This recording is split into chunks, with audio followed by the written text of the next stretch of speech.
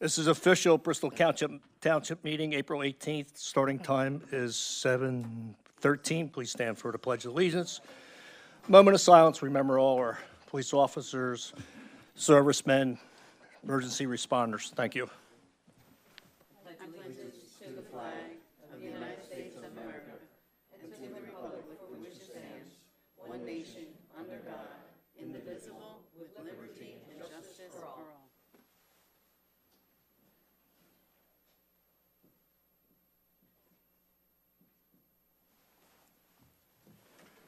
Thank you, everybody. Again, it's great to see everybody. We do need a roll call.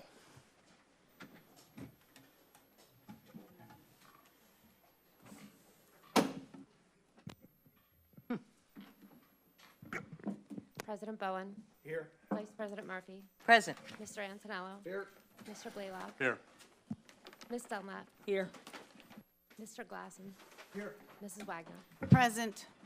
Before the meeting started, we met in executive session. Mr. Halbert.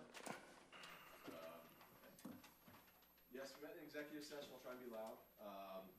Where the Bristol Township Council discussed township real estate issues of litigation, and personnel. Thank you.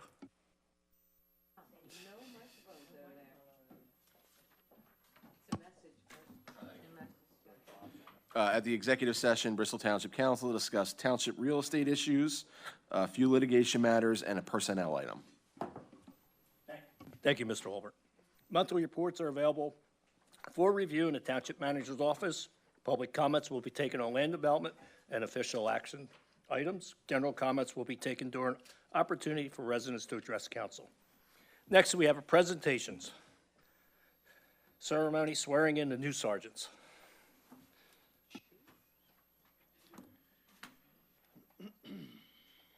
Chief Colton, great to see you.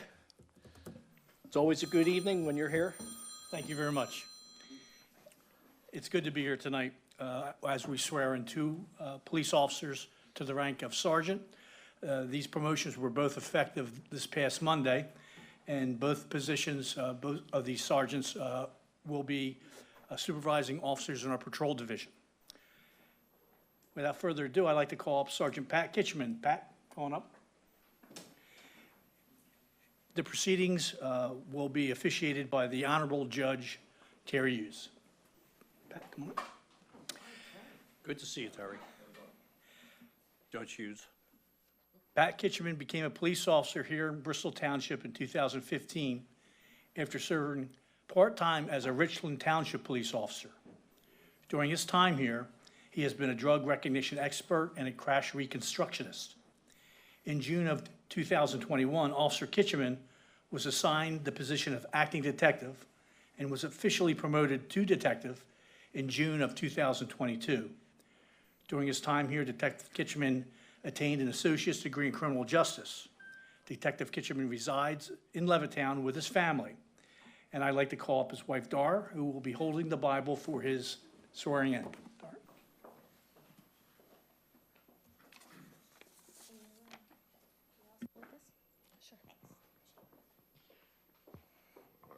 Repeat after me. Raise your right hand. Good. I state your name. I, Patrick Kitchman, Do solemnly swear do solemnly swear that I will support, obey, and defend that I will support, obey, and defend the Constitution of the United the States, Constitution of the United States, the Constitution of the Commonwealth, the Constitution of the Commonwealth, and that I will enforce the laws and that I will enforce the laws of the Commonwealth of Pennsylvania of the Commonwealth of Pennsylvania and the ordinances of Bristol and the Township. ordinances of Bristol Township.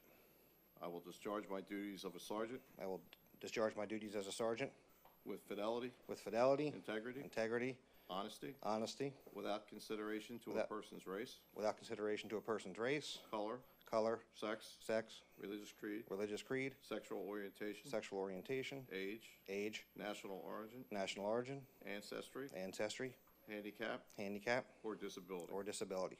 As a sergeant with the Bristol Township Police Department. As a sergeant with the Bristol Township Police Department. So help me God. So help me God. Congratulations.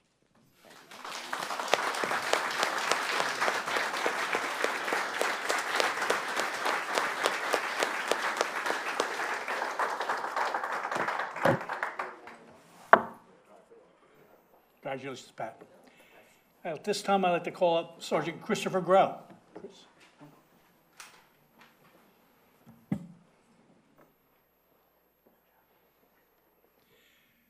Sergeant Grow was hired in August of 2018 by the Bristol Township Police Department. He is a Levittown native and a graduate of Bucks County Technical High School from their emergency services program. Sergeant Grow started his career in emergency services as a volunteer firefighter with the Levittown Fire Company No. 2 in 2003. He then worked as a career firefighter in Lower Southampton, Ben Salem Township, and then in Montgomery County, Maryland. Sergeant Grow began his police career with the City of Philadelphia, where he attended the Philadelphia Police Academy. Upon graduation, he was assigned to the 22nd Police District. Sergeant Grow only worked in Philadelphia for a few short months before being successfully hired by the Bristol Township Police Department. With his time here, Sergeant Grow acted as a field training officer and is a member of the SWAT team as a crisis negotiator. Sergeant Grow will be joined by his son Mason and his fiancee Lauren for the swearing-in. Lauren, Mason.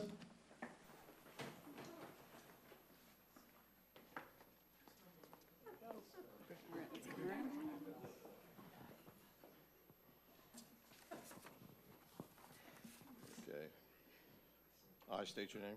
I, Christopher Grow, Do solemnly swear do solemnly swear that I will support, obey, and defend I will support, obey, and defend the Constitution of the United States the Constitution of the United States and the Constitution of this Commonwealth. and the Constitution of this Commonwealth, That I will enforce the laws of the Commonwealth and I will enforce the laws of the Commonwealth of Pennsylvania of Pennsylvania and the ordinances of Bristol Township. and the ordinance of Bristol Township. I will discharge my duties of a sergeant I will discharge my duties as a sergeant with fidelity, with fidelity, integrity, integrity, and honesty, and honesty, without consideration to a person's race, without consideration for a person's race, color, color, sex, sex, religious creed, religious creed, sexual orientation, sexual orientation, age, age, national origin, national origin, ancestry, ancestry, handicap, handicap, or disability, or disability, as a sergeant of the Bristol Township Police Department. as a sergeant of the Bristol Township Police Department. So help me God. So help me God. Congratulations. Thank you, sir. Congratulations.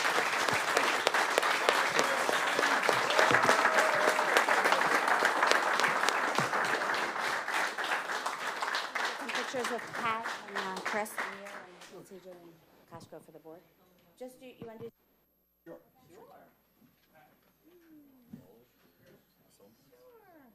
We love pictures.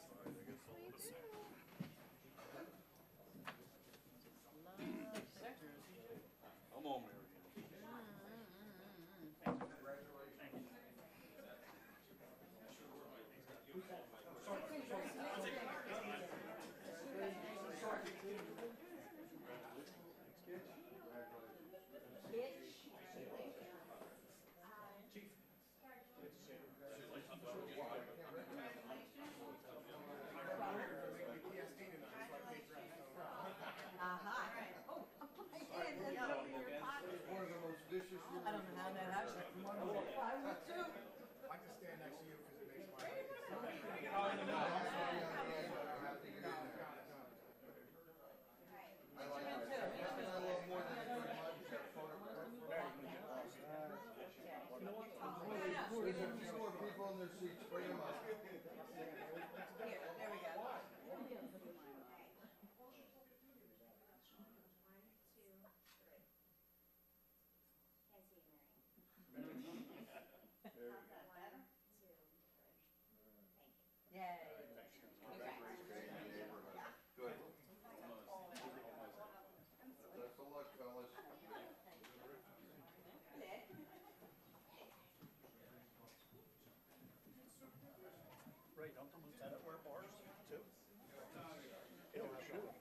I'm trying hard.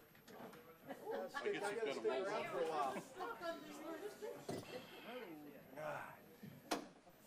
Lieutenants got the bar on top, right? Yeah, Not on the sleeve. correct. Yeah, they get the one bar at a time. Oh, it's a joke. They're breaking curtain balls. I don't know what it's about, but I heard Kurt say. We have a zoning board member here. Thank you for coming out tonight. You okay? You got a neck brace on? Very red in the face, you all right? Glad you make it out tonight. Thank you.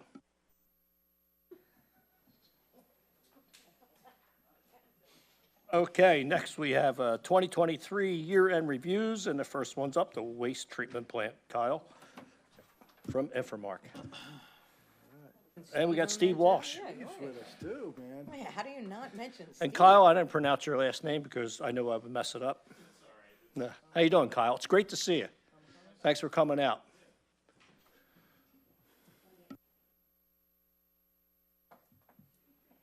You brought your little helper with you too next year?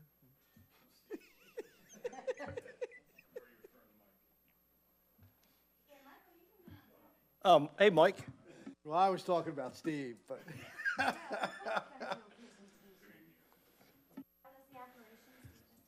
So this is, for people at home, this is our wastewater plant that's down in Croydon. It's been a lot of upgrades happening, and if you don't remember, but back in the day, we have a consent order decree, which is actually a contract from the federal government that we had to do certain things. And it's probably 14 years we had that consent order, somewhere in that. And finally, these fellows came on board a few years ago, and we'll hopefully get that lifted. Because for people at home, it makes development and business want to come in that want to locate here. It makes it difficult with that. So hopefully we'll get that eliminated. Fellas, all yours. Steve, you know what, you probably have to give him, he's so tall. Is it on? Good evening. There you go. Yeah. Okay. So every month, Randy Mazer now, Charlie Dernley, Kyle Pamakala, Mike Wogelmuth, and myself, we meet and we discuss everything going on with the sewer collection system and the Croydon treatment plant. We are the team. There are 7 full-time members at Infomark, and we have approximately 72 miles of gravity sanitary sewer main. That does not include the force mains and the 19 pump stations that the township now owns and operates. In 2023, we continued with the Croydon wastewater treatment plant expansion with Blooming Glen. There was sanitary pipe televising and lining that was done by Mr. Rehab. There was a 2022 sanitary pipe replacement project that was Anrich Incorporated. There's the Beaver Dam pump station replacement, also being performed by Blooming Glen. GIS mapping being performed by Gilmore and Associates, and check valve replacement project being performed by Infomark. You alluded to it already, Mr. Bowen, but a 2010 consent decree between DEP, EPA, the federal government, Bristol Township required the treatment plant and its related system to come into biological and hydraulic compliance. The decree was accompanied by DEP requirement limiting connections to the existing system. Improvements needed to be completed by July of 2024. Connection prohibitions are expected to be lifted shortly thereafter as compliance is anticipated. Existing wastewater treatment plant is biologically and hydraulically rated for 2.25 million gallons a day and 3 million gallons a day respectively. The expanded wastewater treatment plant will be biologically and hydraulically rated for 3.75 million gallons a day and 5 million gallons a day respectively. Construction includes a third secondary clarifier, a second chlorine contact tank, a new splitter box, related yard piping, modifications to the existing grip building, updates to the chemical building. Work started in January of 2022 and is anticipated to be finished in April 29th, 2024. We are about 2 to 3 weeks away from completion. Here is a picture of what the wastewater treatment plant looked like before the project started in January of 2022. On the left and on the right, you can see the splitter box, the chlorine contact tank. Behind the secondary trickling filter, there is a large clarifier over in this area as well. So it gives you a pretty good view. There's also some upgrades to the chemical building, and these are new chem tanks that were put in as well. That was a slightly separate project, but one that we were doing in tandem. In addition to the treatment plant, Bristol Township had quite a bit of I&I getting into the system. That's inflow and infiltration, stormwater essentially getting into the system. In 2009, the township received 50.1 inches of precipitation. I'm going to let you, no, in 19. Yeah. So in 2019, it was 50.1, and I'm going to let the cat out of the bag. 2021, we had 53.2, and 2023, we had 53.1. So the 3 years are pretty similar in terms of precipitation. And so you're going to see a pretty stark difference from beginning to end here. Corresponding in 2019, the plant averaged 4.2 million gallons a day. It was about 1.2 million gallons a day over hydraulic capacity. This was before any I&I abatement work had begun. 2021, once again, about a 3-inch increase in precipitation. The corresponding average monthly flows went down to 3.48 million gallons a day. It was at that time that we focused our efforts on the Delaware Avenue and Silver Lake sections. We had just started doing some work in the Croydon Acres section as well. And as you can see, we were about 0.48 million gallons a day over a hydraulic rating for the year. That's with a 3-inch increase from 2019 to 2021, a reduction of 0.72 million gallons a day at the plant. 2023, 53.1 inches of precipitation due to the approximate $3.7 million spent so far on I&I abatement between televising, pipelining, pipe replacement. Oh, I'm sorry.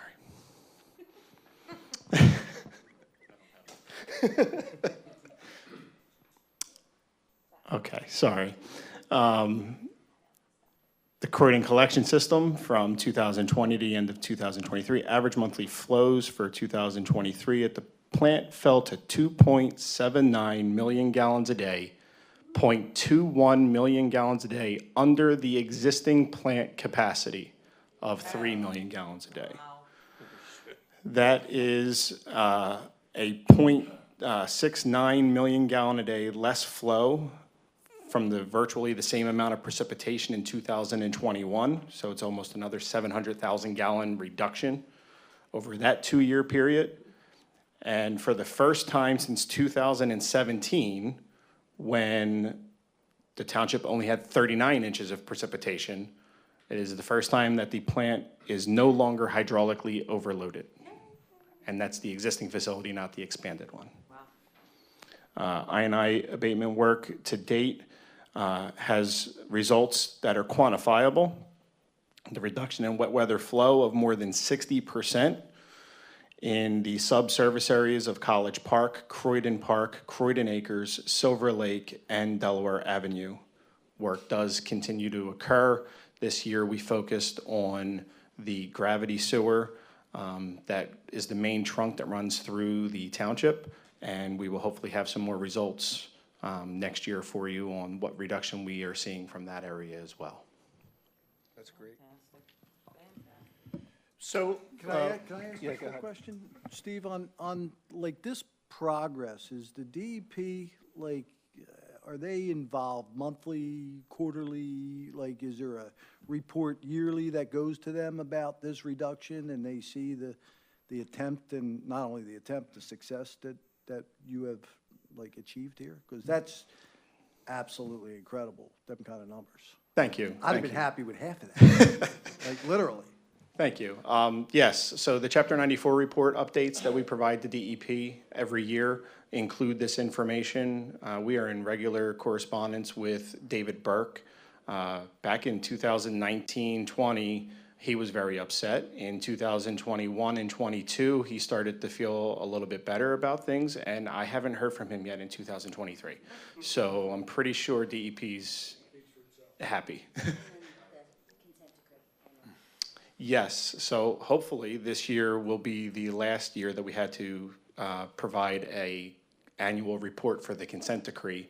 It is our intent that after April and May of taking samples at the newly expanded facility, that we will be able to provide a letter to the DOJ requesting that the consent decree be terminated. And also Russ Sacco, the sewer solicitor, has also been keeping in touch with DEP from the Second Amendment of the consent decree that we did. He's also just been keeping them up to date of all the things that have been happening. So, one question, when the plant was hydraulically overloaded, what's the consequences for the township? So the township was struggling to meet BOD. There was some confusion with CBOD 20 at the time. That has since been removed from the permit through conversations with the RBC. No acronyms, sorry. So the person at home really doesn't know what a BOD is. You know, they think it's body odor or something. Okay, so it's carbonaceous biological oxygen demand, and that's a 20-day sample. Right. That particular sample has been removed from the township's permit. We now focus on carbonaceous biological oxygen demand 5 days, and a % removal of BOD5 or CBOD5 as well. And we have been in compliance. Those were the issues when we started this exercise of expanding the facility. And Kyle can correct me if I'm wrong, but for the last year and a half, we've been in compliance with BOD5 and with. But we would be getting fines. Yeah, my basically, question would be, yeah. the consequences Right. all over the years. It's when the- fines from DEP. Yeah. We're hundreds of thousands of dollars There you go. in immediate So, fines. for the person that's at home, he's like, well, what's the big deal? That's why. Yes. It's all a big deal. Besides that contract with the federal government and the bureaucracy it brings, Yes. we're getting rid of that, and then the fines over the years that the township would incur, we're eliminating that. And also not having to pay environmental attorney fees to contact and have interaction with EPA, DOJ, and DEP. And the end result also is, environment with cleaner waterways. It is, and the other immediate response is in the next slide here, is that this year alone, the township saved $400,000 for water that they didn't have to treat at the treatment plant by reducing I&I coming into the system. And at people at home, I&I is basically rainwater getting into the system, and that did not need to be treated. Correct. Absolutely. So it is noted that the reduction in stormwater-related flows has provided the township with more capacity at the Croydon wastewater treatment plant. We did ask DEP back in 2023 for additional EDUs. They granted 200. There are still 53 remaining, and as I said a little bit ago, it is our expectation that in June, we will be requesting the termination of the consent decree, and then the limited number of EDUs will also be elevated or alleviated. Right, so I don't think anybody on the board here has been part of it, but what happens when you're not a consent decree and you have a developer coming in, they submit the planning module exemption, and now that gets denied by DEP and says you need a full planning module, which is a cost, extreme cost to the developer and time, which is money. But now it will just be signed by the township, by myself, submitted, saying we're not hydraulically overloaded, everything is fine, and then they get their exemption and they move on. So sewer shouldn't be an issue anymore. There's no capacity, there wouldn't be any capacity issues, there wouldn't be time, and you won't hear from a sewer standpoint of any developers concerned with the township. And currently, those delays were anywhere in the 3 to 6 month time frame, so that will now be alleviated. Great, thank you. Next slide. Thank you for that information, that's great. Of course, of course. These are just a couple of pictures of what we found while we were looking at the system. The picture on the left, believe it or not, is the bottom of a manhole. It looks like dirt in the ground because that's what it was. That was what was remaining of that manhole. We replaced it. We have a structure there now. We then lined it. That is actually a major collection manhole that takes flow from 3 different pump stations, not to mention the gravity flow in that area. So we've redone that manhole. The picture on the right is the temporary piping that needed to be stored on lawns as we were doing the work. Pump station work, Replacement of the Atkins pump station was completed in March of '22. We have now signed off on that particular station, and we are now off maintenance for that particular station. Infomark and Public Works have worked diligently in 2022 and 2023 to flood-proof Bristol Park and College Park pump stations so that future flooding events wouldn't cause ceasing. If you remember, the storm from July of '21 caused quite a bit of havoc. Those two stations are now flood-proofed and have their own dedicated generators, so Kyle doesn't have to get on his boat and try to get to the stations now. Replacement and constant maintenance ridden pump station known as Beaver Dam was started in 2023. We installed a muffin monster there because there was some questionable material getting into that particular station, and that is now being ground up and pumped out of that area. Acceptance of that station is imminent. Blooming Glen has a couple of punch list items, but the hope is that by this time next month, that station will be fully operational. The last station to bring to your attention is the Phyllis and Anthony pump station that was actually installed by a developer. It was dedicated back in early of 2023. There are some punch list items there before we can take dedication of that station as well for termination of maintenance, but we are on top of that also. I'm going to hand it over to Kyle to take over for a little bit. I'll use the child's microphone. He's short.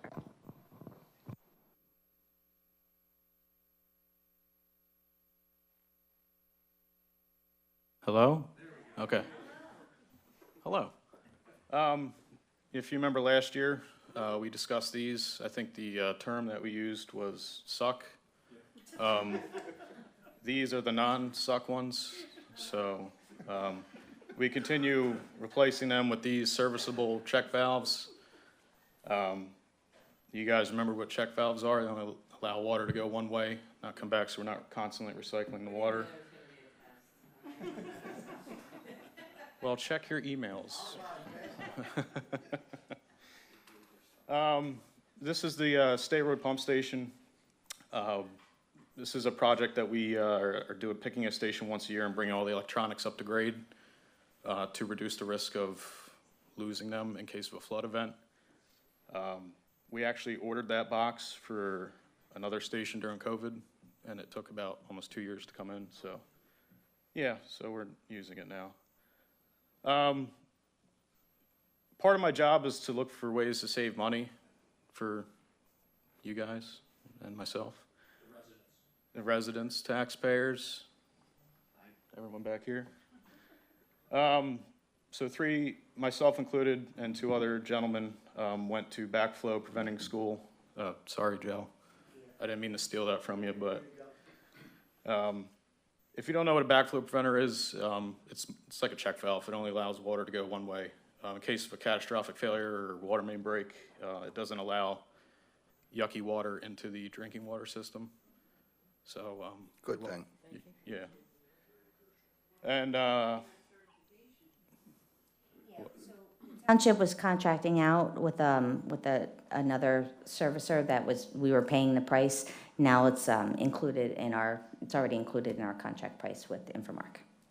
yeah, we are charging free $99. So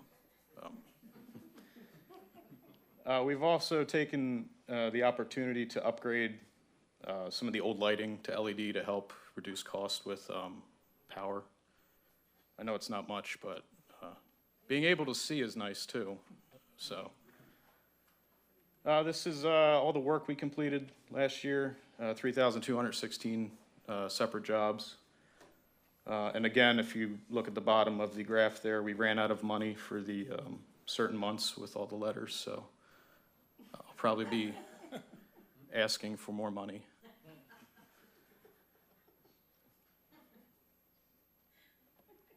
He's laughing. That makes me happy.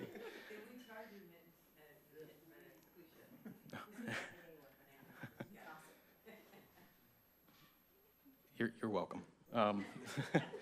So this is our permit violations since we started. You can see it's been a downward trend, and then you can see last year there's a sudden upswing. That was due to construction. It wasn't, anything that we were doing on purpose or not on purpose.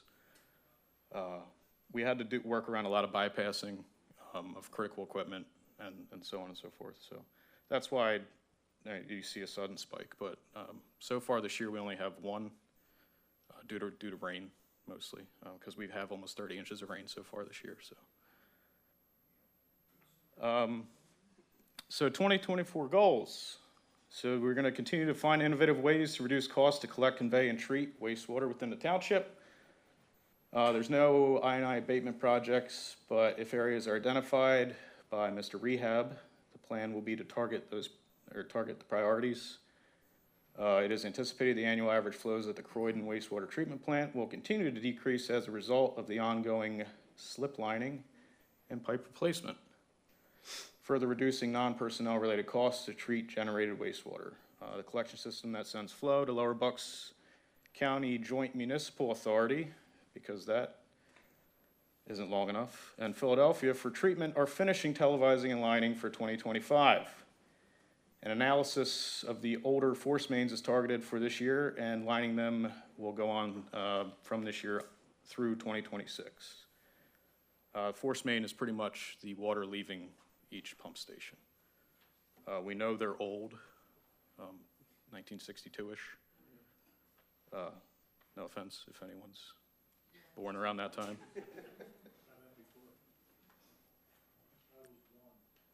Oh. I was in the negatives, if it makes you feel any better. And to be a better steward for the environment by reducing illicit discharges and regain the trust of the PA, DEP, and the EPA, which was a mystery. Lacking. Sorry. I screwed up at the end. I accidentally turned all the text black, so that's why lacking is like that. I did. I don't know how to use PowerPoint. But why I am up here, I do want to thank Mike, Steve, all the guys at the plant, everyone here for not flushing shoes and rocks. So, thank you. Thank you. Thank you, guys. Great job. Good to see you guys. Keep up the good work. Yeah, thank you. Thank you for all your support. Thank you. Thank you.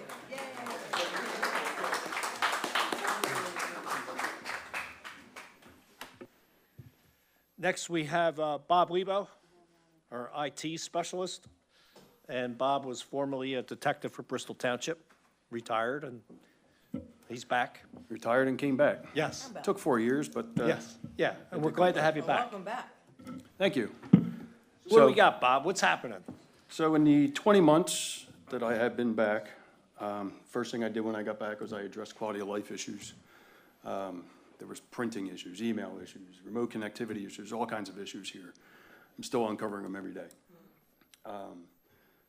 One of the other issues, I resolved the sound issue for the Comcast customers here for Bristol Township Television when I first got back.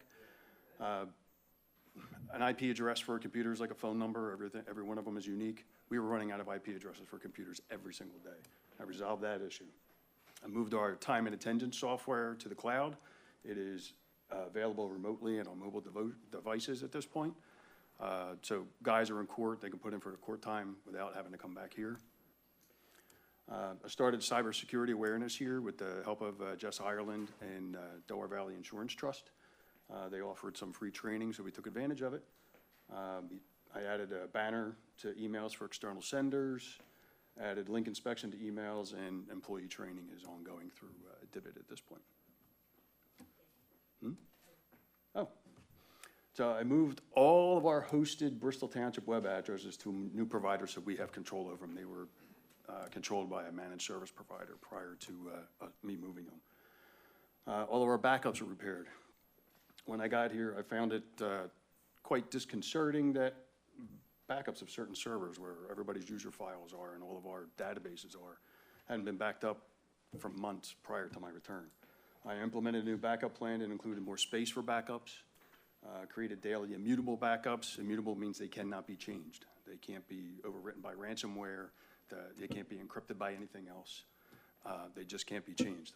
They're stored here on a device, and they're also stored off-site. They get trickled off-site every single night. I added endpoint detection and response and managed detection and response. That's EDR, MDR. I know you guys don't like acronyms, but that's why I spelled it out like that. An endpoint is basically a workstation or a laptop or another device. The EDR, MDR, there's new intelligent tools that detect and investigate threats on the workstations and servers on a regular basis. Our old system was just antivirus using signatures, and they were only updated when something was found. So if the signatures weren't updated, something coming in could actually, harm our environment. EDR actually detects behavior. So if it walks like a duck, and it talks like a duck, it probably is. If a piece of ransomware happens to get in, somebody gets a phishing email and they click on something and it starts to do something to a workstation, the EDR actually looks at it and goes, hey, that doesn't look right. The behavior resembles something. So it'll stop it and roll it back and warn the user. If it continues, like ransomware, it'll automatically lock the workstation down, disconnect it from the network so it can't spread, and notify me right away. If it doesn't notify me, the managed detection and response piece of it is we have a SOC, or a security operations center, that will answer that, take a look at it, and also notify me, and we'll work on the problem together if it's that bad. This has become a necessity. If you didn't know it, there's already 2 municipalities that have been attacked by ransomware in Bucks County. The 911 center's been attacked by ransomware in Bucks County. The administrative offices of Pennsylvania Court has been attacked by ransomware. And all of this is in the last 18 months. I'm hoping to, exactly. And speaking of firewalls, I replaced the firewalls with next generation firewalls as well. Next generation firewall actually inspects the traffic. A regular firewall, just based on ports, just passes traffic, lets it go through because you open the port. This will inspect the traffic for malicious intent, and it'll stop it. I also, with the new firewalls that I put in place, I block ads that are on websites. If you go website, you see all the ads that are on the side. Mine will just say web page blocked. I also block those. If you Google search something, it'll say sponsor or ad. You can't click on that. Scroll down a little bit. There's a real one down there. So if it's an ad or a sponsor, I don't allow it to go there. Because of what happened with the 911 center, every police department has an open connection, a peer connection between Bucks County and us. I integrated our endpoint detection and response with the firewall to get an extra layer of protection. If something like that starts coming down the pipe, we're going to stop it. I authored and received a $525,000 grant. I've replaced all the mobile data computers in the police cars. They were all old, they were in disrepair, they were laptops folded in half, stuffed in a holder with a keyboard. These new MDCs, mobile data computers that are out there, have the driver's license scanner already built into them, so you're not picking up something that looks like a microphone and scanning it. It just push a button and it scans the driver's license when they're doing accident reports or writing tickets. I'm going to be updating the camera systems in the parks and other locations in the township. We're already slated for Indian Creek, which is Policeman's Park, and Croydon Park. Those camera systems are almost done. I'm just waiting for installs. License plate recognition near school and high traffic area. That's also part of the grant, and diagramming software for traffic crashes. I also authored and received an $11,000 grant for ballistic shields in the police department. I've replaced every piece of network gear in this building, Public Works, the sewer plant, the switches, the Wi-Fi access points. You'll see I added a Wi-Fi access point into this room directly, so the Wi-Fi works a little bit better. It's now a little bit more solid. It's not spotty anymore. It's on all the time. It's also separated from our guest network. If somebody's on the guest network, they don't have access to our network. There is a segregation between all the traffic.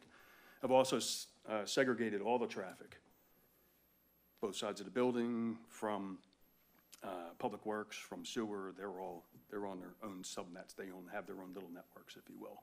And that, again, helps stop ransomware.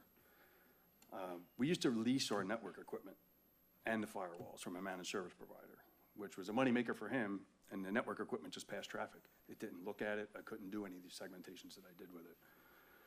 It wasn't cost effective, and we had no control over any of the traffic. They added Parks and Rec building to the network when I upgraded it through a wireless connection between this building and that building. They're all set up, ready to go. They'll be in by the end of the month, I believe.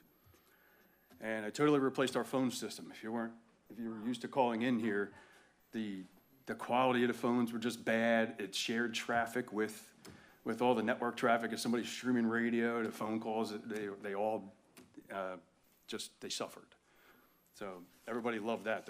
We didn't really know, the people who could hear, how bad it was, because the phones worked, right? The quality of the voice now is like, wow.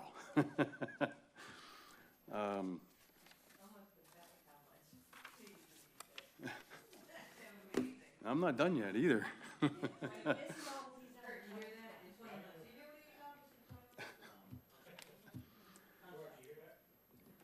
So my 2024 goals, I'm going to replace the camera system here in the municipal building, Public Works, and the sewer plant. One of the things I've been working down the sewer plant right now, when I replace the network gear that's down there, there was a disconnect, and it's been almost 2 years of the little lab building that's in the back. Just 5 cameras down there that watch all the trickling filters and effluent and everything that goes out of the plant. And those cameras are disconnected from the main building. We haven't had access to them. So, yeah, well, we ran a new fiber connection. Getting ready to connect that, and we're going to replace the cameras so that we're secure in it. Yeah, fiber optic cable. Yeah, it's a hard wire from the main building to the lab that's down there. Many of the cameras are not functioning, or they lose connection all the time. Most of them. So I'm also going to replace the current server infrastructure that we have here. We're nearing storage limits. When the servers were put in by a managed service provider, he put in half the amount of disk space we had on the old server system, and we're already maxed out. Computing resources are maxed out. RAM, CPUs, all that stuff it's all maxed out. I'm going to request a vulnerability assessment so I can see where we're at right now, security-wise, cybersecurity-wise, and, what can we do better? What am I missing? I'm going to continue business continuity planning and support for all departments and all its users, because information technology is just that. It's there to support business continuity. It's not to dictate it. It's there to support business continuity. The departments need to do something. I don't tell them how to do it. I say, how do you want to do it? And I help to make it work. I'm going to continue cybersecurity awareness training and support. I'm also going to replace the sound system in here. New microphones so the batteries aren't falling out at the bottom of them. And I just want to thank you guys for your continued support and confidence in my work. You guys, and especially Randy, for bringing me back here. Any questions? Bob, I know you're going to upgrade the cameras in Croydon Park, you said, Indian Creek. And then Winter Village and Bloomsdale, I think before Randy was here, we put $100,000 in cameras. Yeah, Winter Village, all those cameras are up and operational. Okay. I just replaced another one that was down there that had stopped working. Right. JFK Park is up and running at this point. Okay, great. Part of the grant is getting some of the Bloomsdale cameras back up and running, as well as adding them in other places that we do need them. Certain things have become transient, so we need to work towards that as well. All right, thank you. Thanks, Bob. Thank you. Sure. Thank you. So I just really quickly want to thank, Infomark and Steve and Gilmore and Bob, 2 departments that just were, when you guys came on board in 2012, there was financial hardships and things had to be cut from progressing. they absolutely were cut in IT. I think that was the marching orders, so I don't want to, say that wasn't what the marching orders were. That the previous manager didn't find these to be the value, and we're seeing what the value is. So I just want to thank them. It's great. And Bob doing what he's done, and Steve and Kyle and all of us. I mean, just the work that these guys put in day and night. I know both Kyle and Bob can sleep now. Bob was freaking out and couldn't sleep because of the concerns of ransomware and everything like that. And Kyle with the pump stations and not having the generators. So we are allowing them to sleep, which means they work harder and better. Thank you. Thank you, gentlemen. Very much, gentlemen. Moving along, we have public hearings and ordinances. Scott? Yes, our first item is an ordinance of the Township of Bristol vacating a portion of Sunset Avenue, a paper street in the township. I believe we have a representative from the applicant here. State your name, please. Good evening, Council. Bryce McWilliam from Begley Carlin here on behalf of the applicant, Carol Haynes, requesting that Council vacate a portion of a paper street between her home and her neighbor's home. It's about a 40 by 250 foot stretch of property. They don't plan on doing anything on there apart from making slightly bigger back and side yards between them. They live between the Chamonix Road and Chamonix Creek, and that's basically the sum and total of it. I had a conversation with Kurt Schroeder earlier today. It seems like there may be some utilities in the area in the form of some sewer drain or whatnot, and some Pico power lines. So to the extent that we need to grant any easements for the maintenance or of any of those utilities, obviously not an issue. Okay. Simple enough. Need a motion for that. I'll make a motion Well, real to quick, this is a that's public right. hearing. We do have to open it up. Anyone from the public have comments on this proposed ordinance? Okay, at this time, we can close the hearing, and a motion would be in order. I'll make a motion to approve vacating a portion of the street. We have a motion by Cindy Murphy. Second. Second by who? Pat. Pat. Hi, Pat. I just, second by Pat Antonello. On the motion, is there any questions? All in favor? Aye. Anyone opposed? Thank you. Thank you. Thank you Very Bryce. much. Have fun with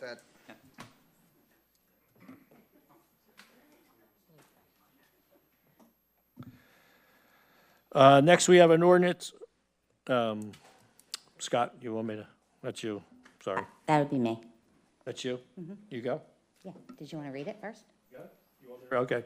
An ordinance of the Township of Bristol amending the Bristol Township Civil Service Rules and Regulation by revising Section A211-14, General Qualifications of Applicants for Promotion, revising Section A211-22 to provide for general examination requirements for promotion, and revising Section A211-24, modifying the mandatory oral examinations for all police officer applications.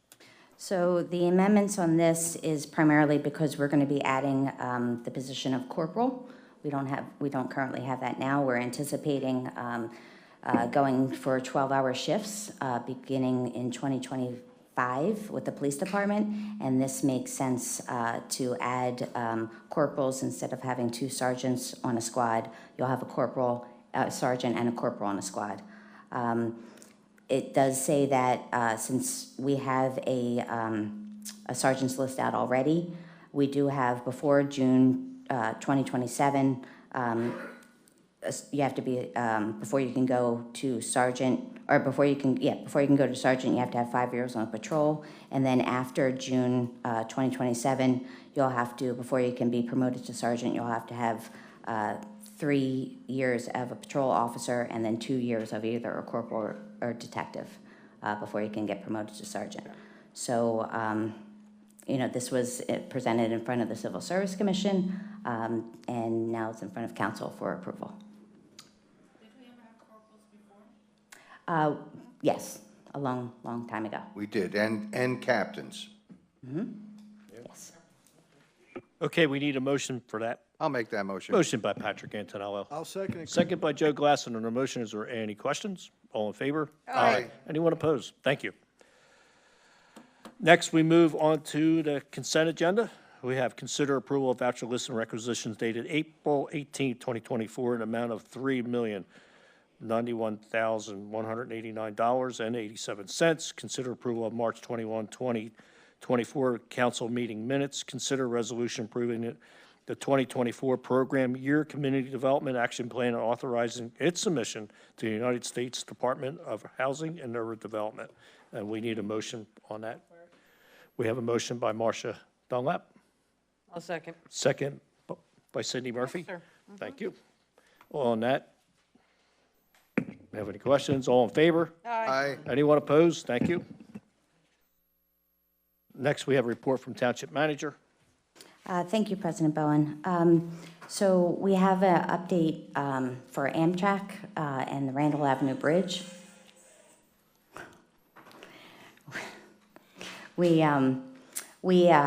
Gilmore and Associates and myself have been working with Amtrak and the contractor. We're so far down the line, and we're ready to almost issue a contract, so we can tell you that the contractor is Haynes and Kibble House.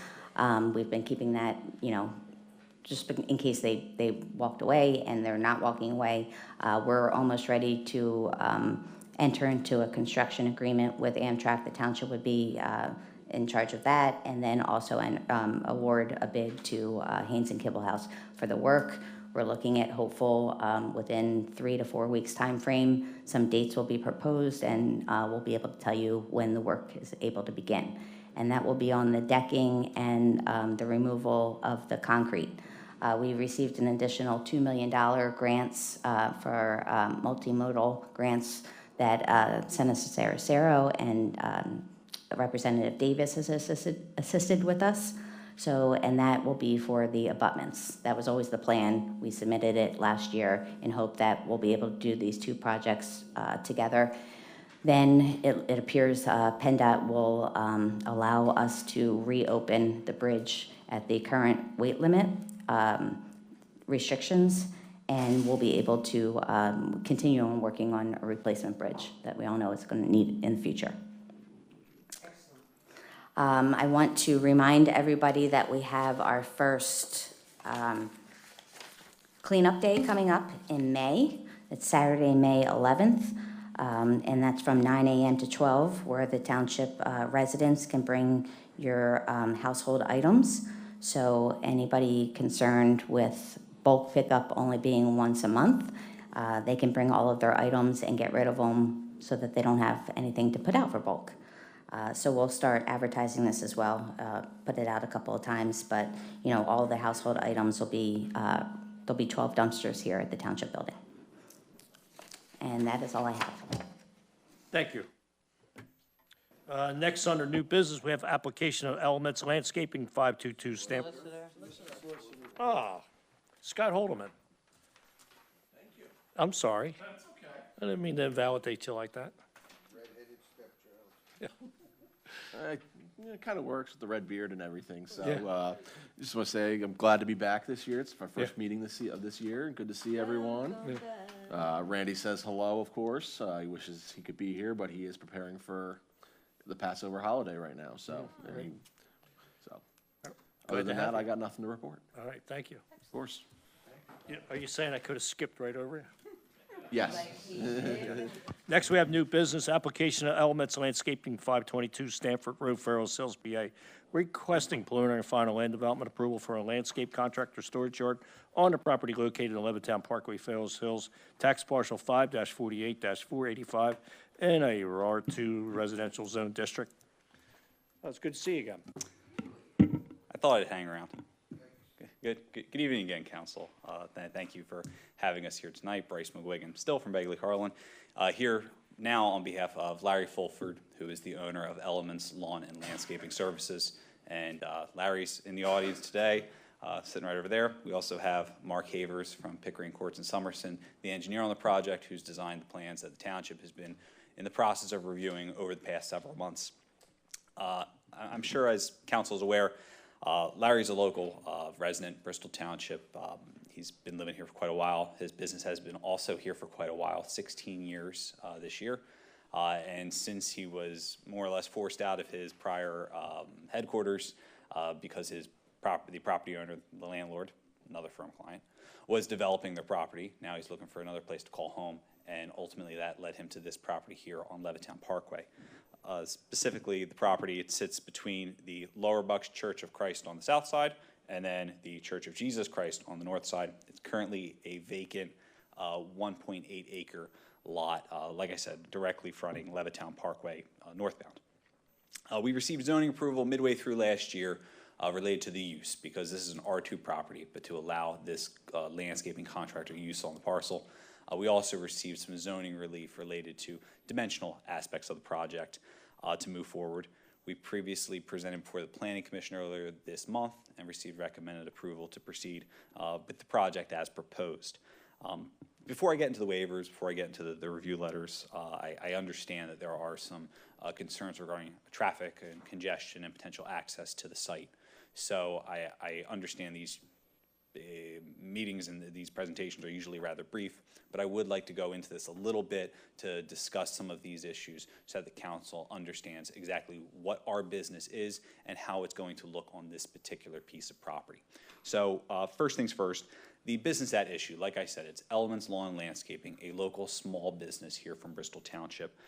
It only employs approximately 10 people. It does landscaping services, lawn care, as well as hardscaping. Generally speaking, the way that this business works, and has worked for the past 16 years, is these employees will arrive to the site approximately 6:45, 7 in the morning. It is not open to the public whatsoever. It is essentially a storage and staging area for the business. So they'll arrive around 7 o'clock in the morning, load up for the day, leave and be gone until 3:30 to 5 o'clock or so. And at that point, they'll come back to the property, drop everything else off, grab their vehicles, and then they'll leave. And is that 10 employees for their busy season? Or will that be? That's the max. That's the maximum Okay. that he employs. And they all typically they all may not work on a single day. If it's a busy day, then perhaps. But some of them are part of, they're part of the cut crew. Some of them do hardscaping. It all depends. And these employees, a lot of them, they've been long-time employees of Larry and his business. So, there's family members, typically they carpool to the actual job site, and then when they're leaving to go do work for the day, there's 3 guys to a truck, 2 guys to a van, whatever the case may be. So ultimately, you're only having between, let's say, 5 or so vehicles entering the site, 3 to 5 trucks leaving, and then in the afternoon, late afternoon, it's the same thing, just inversed. And Are these vehicles trucks, or are they trucks with trailers? typically, so obviously employee vehicles are employee vehicles when they just arrive for the day. Leaving the facility, they're typically trucks with trailers. There's a cut trailer, that's the longer one. There's other trailers that are a little shorter. But it's usually about 3 trucks each carrying a trailer. And again, they're leaving around 7 or so in the morning, getting back between 3:30 and 5 in the afternoon. Between those hours, nothing happens on site. There is no work actually performed on the property. It all occurs on the homes and business residences or business addresses and associations where the business works. So the site's generally just going to stay and hopefully look a little better, which we'll get into in a minute, but it's going to be a static most of the day, which, to be candid, is one of the things that drew us to this property because, let's be honest, you're on Levittown Parkway. It's a busy road. I know that there's a bend in the road right before you get to our site. I also know there's a hill that goes up to our site as well, and there's 3 separate. And what drew him to it is the fact that, to be candid, the zoning on this property it's not zoned correctly. It's R2 zoned. I don't think anyone would ever suggest that residences would be appropriate at this particular property fronting Levittown Parkway, ever.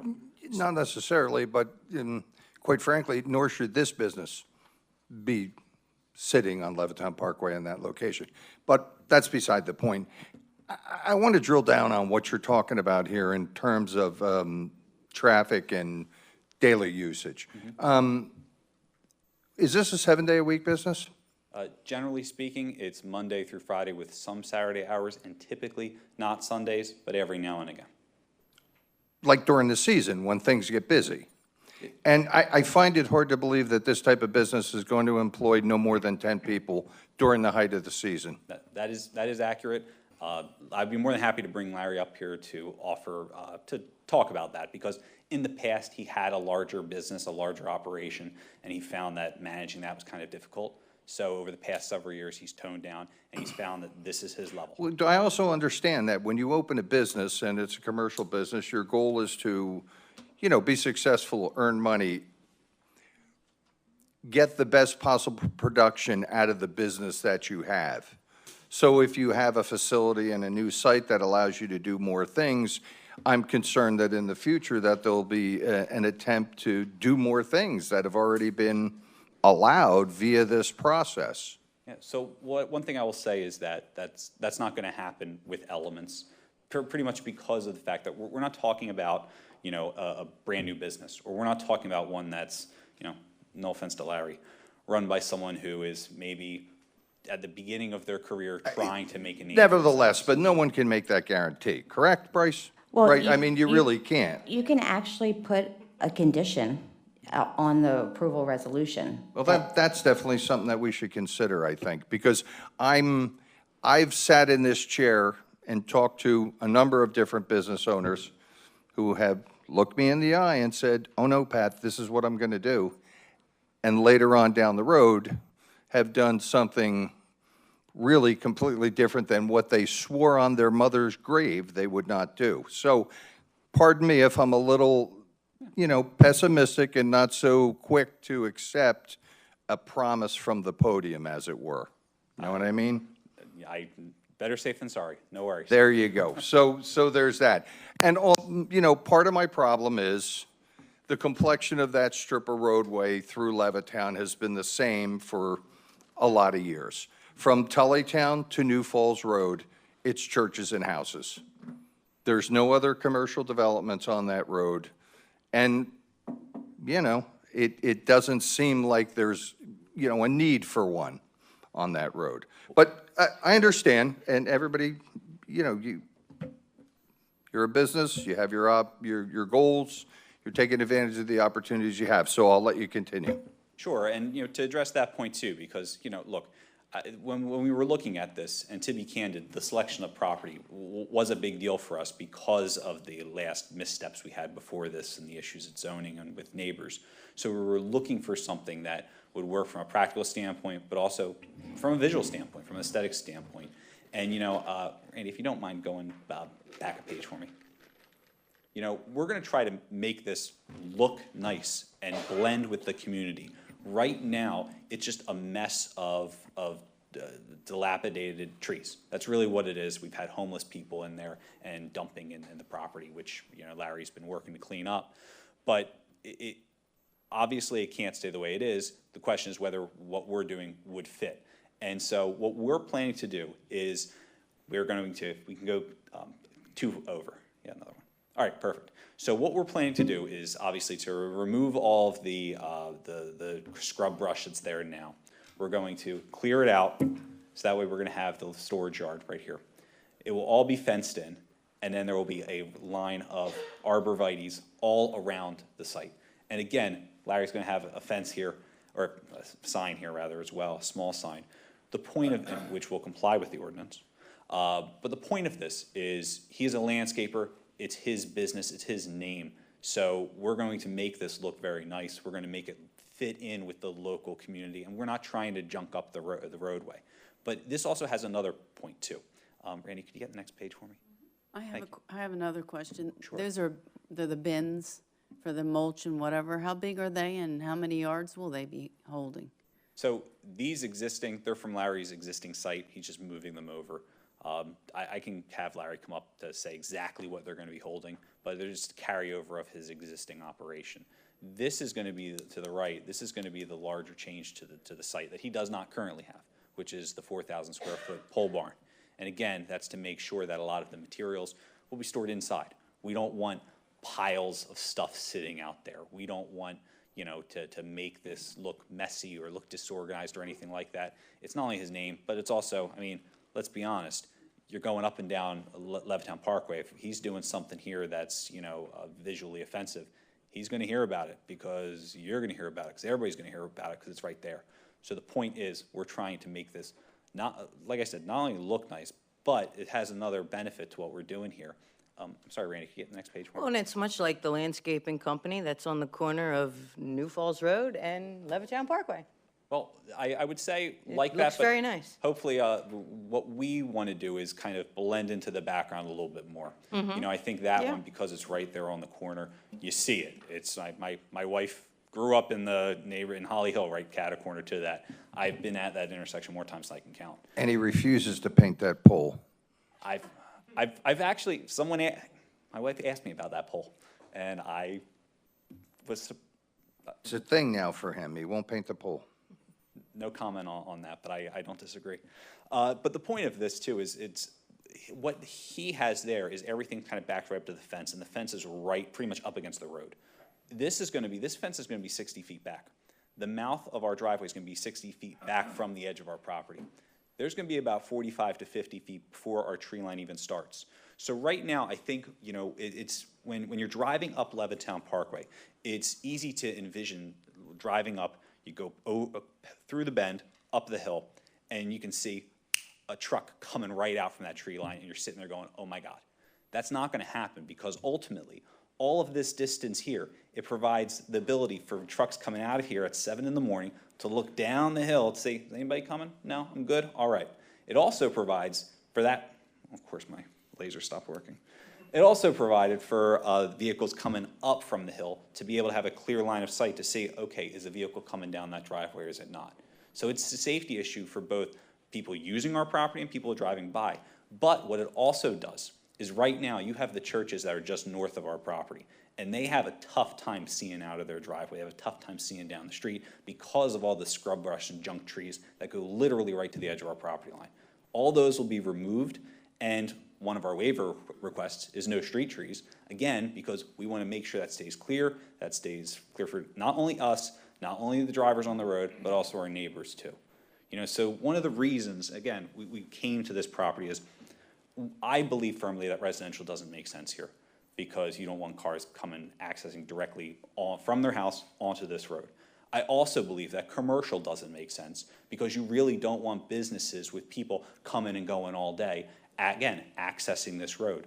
You know, also, if you have a church here, I would say that also wouldn't make sense because you also have already 3 or 4 churches along this road, and in the morning on Sunday mornings, it gets pretty busy.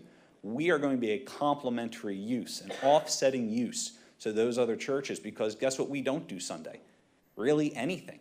And even if we do have, let's say during the summer, a cut crew who's working on Sundays, they're out of there by 7 o'clock before the masses start, and they come back at 3 after the masses are finished, and we're only talking about 3 or 4 trucks. That's it. So at the end of the day, what you have here, and this is, I believe, what the zoning hearing board saw when we presented it, is you have a use that you wouldn't initially think makes sense for this property, but it's one where after you think about it and after you talk it through a little, it's like, okay, this is a unique and kind of awkward property, but this is a use provided that we do it exactly how, again, we're explaining it and we're representing it, which I understand the concerns with that. And how we're showing it right here is one that will work and be an asset to Bristol Township.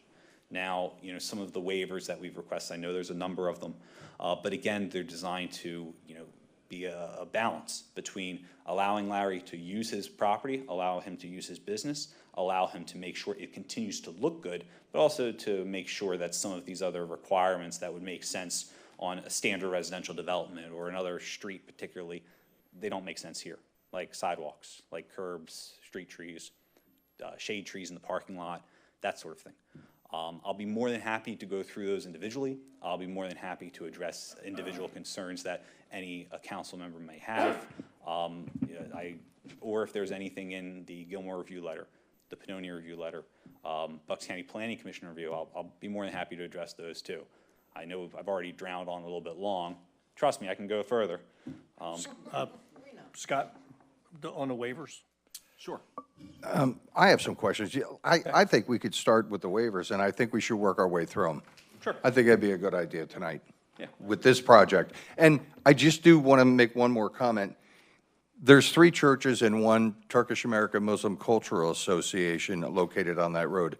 the Turkish American Muslim Cultural Association meets on different days and provides a lot of other activities. So Fridays and Saturdays are high volume at that location, whereas Sundays is the volume at the other three churches.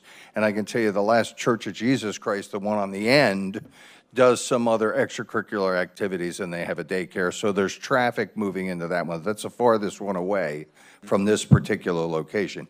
But trust me, especially during Ramadan, there's every day of the week at that spot, I mean, there is traffic, a lot more than has been characterized.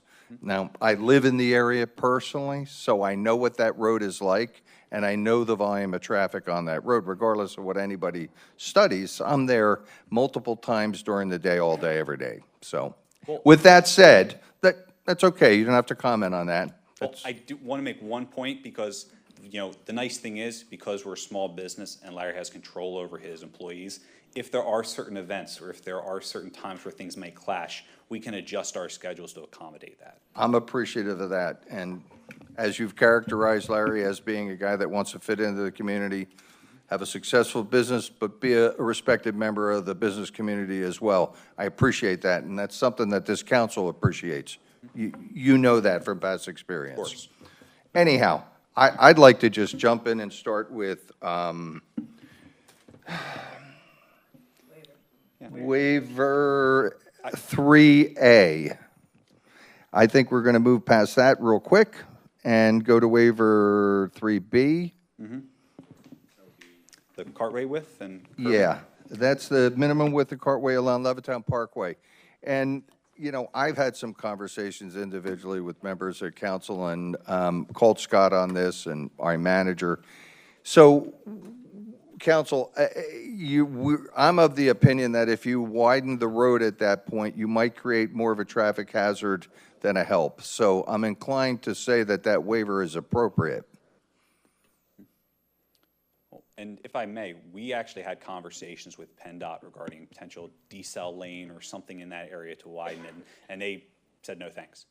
Actually, the only change they suggested to us was to slide the driveway, let's see if my pen works, over a little bit towards the hill, actually, 10 feet that way. To get some separation from the adjoining property. That's it. Yeah, that's what I thought. I looked at it pretty closely myself. So I'm inclined to say, because a cartway width is not, I think you're going to end up, if you do that, and there is a slow vehicle turning into the property, somebody decides to move over and there's a car in the blind spot. It just, to me, it's not a good idea. So, and looking at the layout that you've proposed with the setback and the driveway, it makes sense. So I'm inclined, if council's in agreement, that that waiver is appropriate. Bryce? The next one was 3C, a partial waiver requested to not require curbing all around the parking facilities. That one I'm a little less inclined to. And I'm going to jump ahead just so that we're all talking about the same thing at the same time.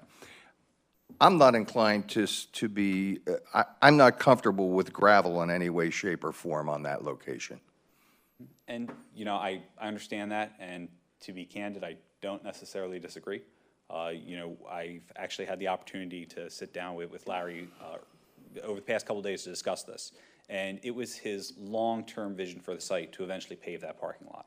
And, you know, because, look, even though he's proposing to pave right now the driveway and leave the remainder of the site gravel, eventually he was gonna pave the rest of it. But, you know, he is he's amenable to paving that. He understands the concern, and I think what only thing he would request is, you know, Larry's paying for all this out of his own pocket, and he's trying, you know, not to take out any additional debt. So part of that issue is we're doing this in 2 phases, where the site's going to be developed, generally speaking, after we've received approvals, and then within the first year, that's when the pole barn's going to go up, and Larry would be perfectly willing to pave the lot when he puts up the pole barn, because he would prefer to put the pole barn up first, so that way you don't have all the construction vehicles going over top of the paving. There would be the gravel there so they can go to and from, and then pave it after. I don't think Well, I don't think we want stones coming out onto the I state do not. highway. No, and Left-hand I parkway. No. understand. Yeah, That's what. That's really the thought behind that is we don't want any stones being drugged out there. And So, we understand that, but like, Yeah. the only thing I would ask is, for, obviously, we're fine with that, but if there could be a timing element, so that way he can, I'm not inclined to be comfortable working a year at that lot. The vagaries of business and what happens and what happens. I'm really not comfortable with it. And the pole barn notwithstanding, pave the lot, put the pole barn on top of it. I don't know what to tell you. I'm just not comfortable with that. well, and also just to confirm too, initially from day one, we were going to pave the whole front access way. So I way- understand that. Okay. I'm not comfortable with it. I think it should be paved. I mean, there might be an option to possibly binder it and then do finish top when, Kurt, you could jump in here Well, if this. I can talk about binder. Binder does work. You won't have stones with binder, and it gives you a year. So you could I'm binder. okay with that, but I'm not okay And with not Achieve top the coat. same thing and then not tear up the top coat when you put the pole barn Perfect. up. We're, Just throwing that out there as a. Yeah, very good point, That's a Joe. very good point, and Thank that you, also Joe. can be conditioned, Yeah, if as we do- long if we as put we're in a not timeline. starting, yeah, I'm sorry, I didn't mean to interrupt you, Randy. As long as we're not starting with gravel. yeah, perfect. Yep. Happy to do it. But I would still want that clause written in that it's paved within 365 days, that it's at least, that project is happening. Of course. More than happy to agree with that. That's why we're coming here just once, because we're doing it all literally within this first calendar year. Got it. All right, where does that leave us? So the curbing we were talking about related to that, if I could address the curbing very briefly. So in terms of, it's a partial waiver, because we do want to put in curbing where it will be helpful for stormwater management purposes and to redirect stormwater into the stormwater system we have on site. However, because this is not a publicly accessible site, it's not a parking lot that would be otherwise catered to residents or commercial users of the site, there's really no reason to curb the whole internal parking lots. So we want to do it, what's that? Oh, yeah, yeah, so let me see if this works. This bottom corner? Yeah. The retaining wall over here, and then, oh, I can't, of course. The very left, top left, there's a corner there that we're gonna be curbing as well. And again, that's for stormwater management purposes to redirect the flow of stormwater. So it serves an actual purpose, whereas the typical reasons you would curb an entire parking lot, are not really applicable to the site. But to the extent that they are, we're gonna curb. To the extent we're not, we're requesting a partial waiver. is the driveway curved? There is a waiver to request the driveway not be curbed. Why would that be? Well, it's, again, to. Coming. It would look nice. You should curb You wanna curb the driveway. Okay. Okay, we're I happy just think curbing. aesthetically, That attitude. I think aesthetically it'll look better than just, Can I use Belgian block? Oh, What's that? that would be lovely. Can I use Belgian block? Yeah. As long as it's some type of curb. Right away. PennDOT. Not a problem. Well, to see if PennDOT's okay with it. Yeah, they probably won't let it in the right of way, but you could do it inside. inside the right of way, but they would require, the HOP would require it to be a standard concrete. And then you can do your I Belgian think you block should do inside. that. I'm looking at this waiver that says a partial waiver.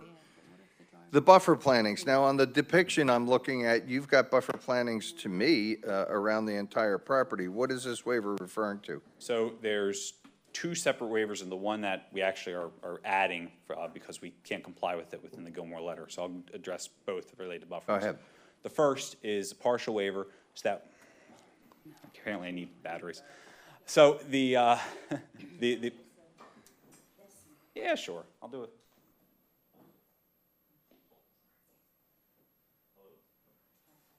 All right, so the first waiver is to allow buffering around the improved portions of the parcel. So around the sides, around the front, but around the rear of the fenced-in area, rather than the perimeter of the parcel itself. So it's a partial waiver to allow the buffering as depicted on the plan, rather than around the perimeter of the site, which To be candid, where that comes into play is the basin to the rear. You're going to have to create that, right? Correct. Yeah. We're going to be creating that, and the second waiver related to buffer plantings is, it kind of dovetails with a variance that we received back for the zoning hearing board, because what Larry wants to do, every single tree you see there is going to be a green giant arborvitae. We plan to make a nice, basically a large hedge right around the Yeah, they're fast growing and big. Yeah, fast growing and big, and it's going to look nice, easy maintenance too. So we were able to obtain a variance from the zoning hearing board to have those as buffer plants instead of the usual buffer plants that are required within this particular development. However, there's also a saldo provision that mandates 3 separate types of evergreens instead of just one. So that was referenced in the Gilmore letter. We're now seeking waiver from that as well. Okay. What section is that? Yeah. Yeah, so that section is, Is that K?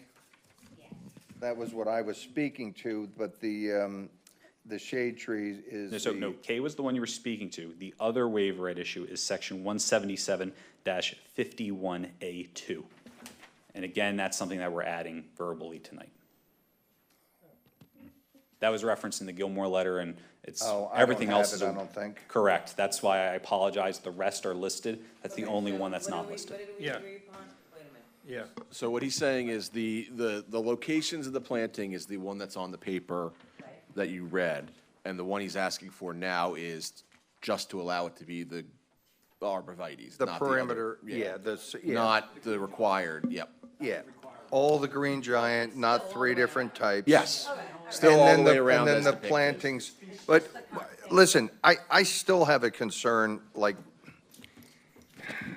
what are we gonna look at that? Is that, like, it's painted blue because that's a retention basin, right? Correct. So expectations are a certain portion of the year it's gonna be filled with water? No? It's gonna drain through all the time? Going to drain through. Yeah, correct. Okay. Okay. So the back of that property will still be wooded, right? The back Back of, the perimeter. property you've purchased on the other side of the swale, there's a stand of trees. Okay, I'm good with that. You don't need to put trees up there. I know the creek that's down there, yeah. And you're getting pretty close to it. There's, I'm gonna estimate that there's probably 100 feet behind you to the creek? 100, 150 feet? No, it's fine, and I just want to make sure I understand exactly what, what it's going to look like. That's all, All right, let's wrap it up. All right, so I'll motor through the rest. Yeah. 3D, that's a waiver to not stripe the parking spaces. Again, it's not going to be publicly accessible. So, waiver E is to not provide shade trees in the parking area. Again, we're parking have a large parking area for internal accessibility and maneuverability. All right. After that, we're at number F, which is a waiver to allow the parking area. We'll withdraw F. Yeah, that's going to be rewritten. Yep. Yeah, we'll put in a condition that the binder can be used and must be paved within 1 year of, Yep. 1 year, we need a starting date of approval or signing of the land development agreements. When he has that permit. Okay. Exactly. Perfect, that works for us. That start the clock then. That makes sense. All right, 3G is a waiver to not require sidewalk to be installed. I think that's pretty obvious. I don't think we want sidewalks on Levittown Parkway. Well, Am I wrong on that? Let's not rush into that. Yeah, so we haven't been waiving them, we've been allowing fee in lieu of. Because if if anything ever gets redeveloped there, that's just been the consistency of the board Right. in the most recent years. So for both curbs and sidewalks, it would be a fee in lieu of that would be determined by the engineer. Not a problem. So that's 3G, and 3H is the curbing.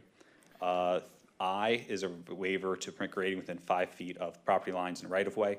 Again, we're cutting out a driveway, and we're doing Yes. stormwater management. J, a waiver to not provide street trees. I Yes. mentioned this earlier. Yep. K, we discussed, which is buffering.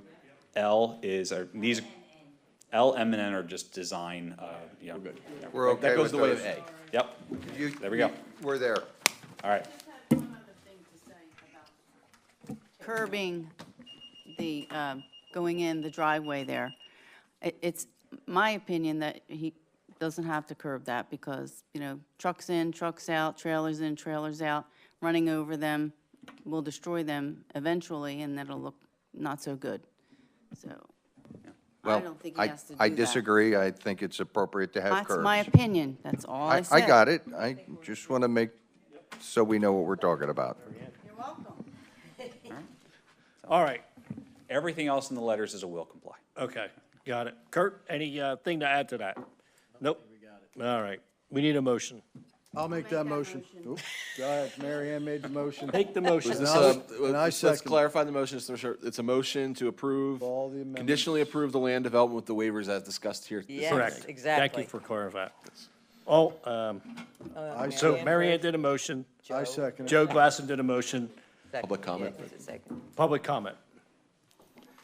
Yeah, I just want to make sure that you realize that it's not a denial of the waiver for the not paving of the parking lot, because they're going to withdraw that. That's a withdrawal. Yes.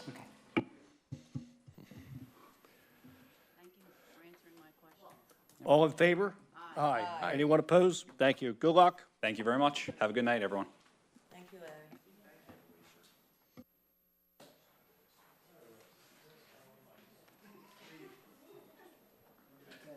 Thank you, thank you. Thank you, Larry. Under 10 what? Thanks, Bryce. Thank you. All right, don't lose this paper. Yep. Next on the agenda is Crown Castle lease amendment and extension. Thank you, President Bowen. Yes. So this is on our property. It's the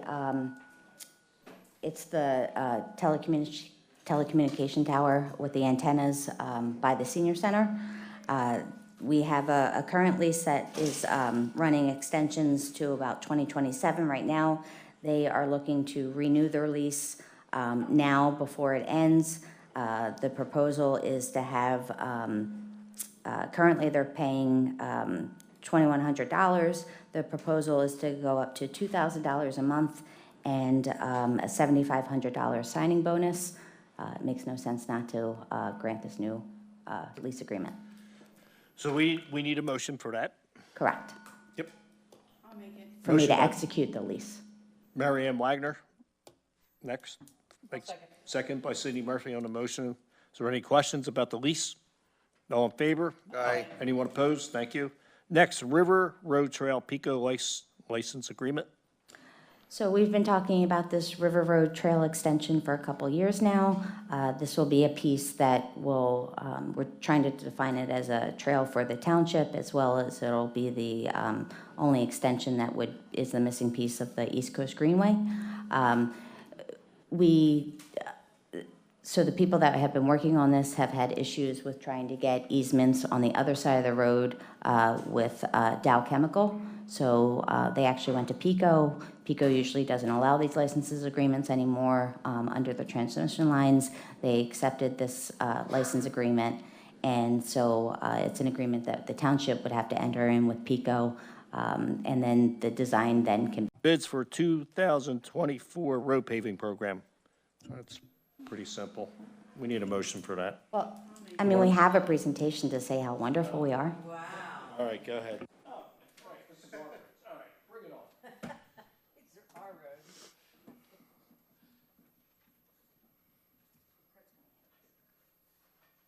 I'll run through these quickly.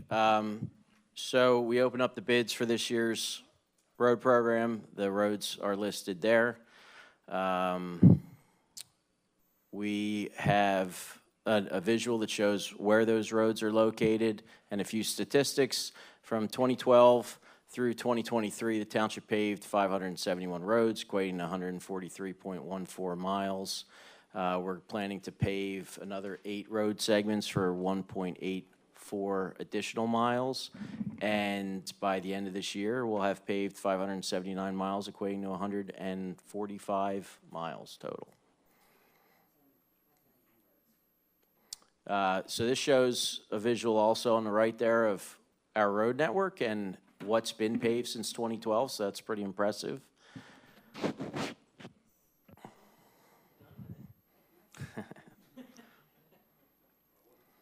Are you pulling up the results? Or, oh. Okay, yeah. It shows, you can see by color how many of the roads have been paved. Still a few left, but we've made a pretty sizable dent there. So the recommendation tonight, now I need to pull up my file information, but we received a number of bids.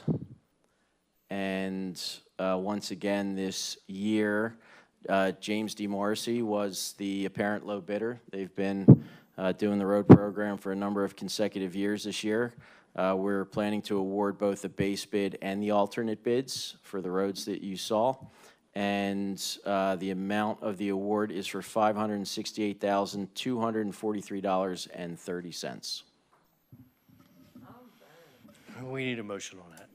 I'll make that motion. Motion by Cindy Murphy. I'll second it, Chris. Second by Almost Marcia Dunlap. Almost everybody. Marcia Dunlap. On the motion, is there any questions about the road paving program? All in favor? Aye. Anyone opposed? I know you sent us this list out, but you don't have a current list of what's, like the list of what we're doing this year? The roads? Yeah, that was in the. Just email it to me. Okay. Thanks, no worries. Next, we have bids for traffic signal improvements at Bristol Oxford Valley Road and Mill Creek Parkway. Yes, we actually, this is from a grant we received from Arley Grant, Automatic Red Light Enforcement Grant. And we actually only had one bidder, which is Armour and Sons. And I don't have my paperwork in front of me either. Sorry.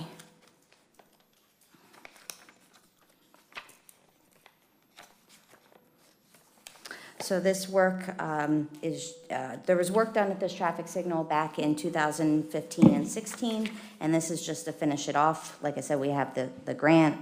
It's just, it's completing the updates, what we've been doing for every signal, the backups, the timing, the video detection. We'd have to replace a traffic signal support pole and foundation. And then there will be a connection. We'll be putting in a sidewalk connection, so that'll connect the two sidewalks at the corner. The bid from Armour and Sons is under our grant, so that's great. It's $163,212. And our grant is for $199,000, so this is below the grant. Motion by Marion Wagner. Second. Second by Cindy Murphy on the motion. Is there any questions? All in favor? Aye. Anyone opposed? Thank you. Next, we have final on this one is resolution to change the township manager's last name on financial documents for banking purposes. Yeah, this is just From Randy Elton to Missouri. Mazer. I don't think you need Mazer. an explanation. Yeah. Is it No, Missouri? this is just for our TD Bank and our Unifest, just to make. Update your signature cards. Yes, it's a good move. Always do that. I'll make it. All right, we have a motion by Marion Wagner, second by Marcia Dunlap on the motion to change her name. Any questions? All in favor? Aye. All right, no, okay. All right, next, other business. Is there any other business? Nope, okay. Comments from council members? Nope. Okay, do another yeah, cleanup? yeah. I got nothing. No. Yeah, I'm gonna do another cleanup this one. Actually, it'll be another cleanup I'll be doing. This will be in Croydon. Yep. So this will be April 27th, 11 to 1. I'll be helping Andre and Ray Racker. What time? 11 to 1:30. Where at? Yeah, Bristol Pike. where's everybody meeting? Yeah, where they meeting? We're going to meet at the Cedar Avenue Park. Oh, So yeah, we're gonna good be place down to there. start. When Yes, is this? What date did This, April 27th. That's April 27th. on a Okay, Saturday. great. that's the week from Saturday. Okay. So if anybody like to participate and help, we did one a couple weeks ago. That worked out really well. It's a good thing. It's nice to see that. I ran into the county representative from the Board of Health that takes care of Bristol Township down here on the lower end. You know, she puts the blocks and the stormwater runoff, for the mosquito and pest control. And I talked to her at length I'll talk later about it. Okay, thank you. All right, For a thank you. community, she wants to help us do something else, yeah. All right, thanks, Pat. Next for opportunity of residents address council, there's nobody on the list, so we're going to adjourn the meeting. If some- Craig, apparently there's a. Well, we can adjourn the meeting, and you can come up and have a chit-chat with us. Okay, we need a motion to adjourn the meeting. It's made by Marion Wagner, Yeah, I agree with that. second by Patrick Antonello. All in favor to adjourn? Aye.